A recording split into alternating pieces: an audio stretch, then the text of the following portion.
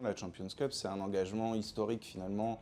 On est aux côtés des acteurs majeurs du rugby européen depuis 1996. Donc il y a quand même un rapport très étroit avec les joueurs, les diffuseurs sur la scène européenne.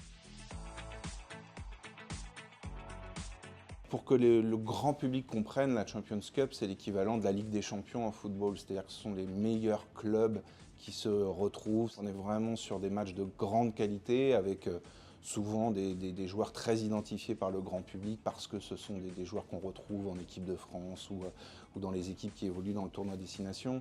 Donc c'est quand même en termes de rugby à un niveau très élevé avec des matchs intenses. On est extrêmement fiers d'avoir cet engagement depuis de nombreuses années et les clubs nous le rendent bien puisque voilà, ils sont dans une forme de proximité avec nous, ils nous ouvrent leurs portes très régulièrement pour pouvoir être au plus près de nos publics parce qu'évidemment le public de France Télévisions attend cette proximité avec les grands joueurs de rugby.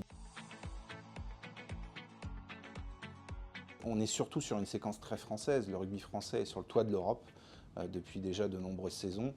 Les 3 derniers titres ont été remportés par le Stade Toulousain, puis 2 fois par La Rochelle. Donc là, l'enjeu cette année, c'est de se dire, est-ce que La Rochelle va aller chercher ce triplé, ou alors est-ce qu'un club français comme le Stade Toulousain ou le Racing, qui est très en forme en ce début de saison, peut aller comme ça troubler un petit peu la hiérarchie de ces dernières saisons. Le Stade Toulousain ouvrira le bal le samedi 9 décembre sur France 2, précisément face à Cardiff. Et puis on aura un choc au sommet le lendemain à Marcel de Flandre avec le champion en titre, La Rochelle, face à la province irlandaise du Leinster.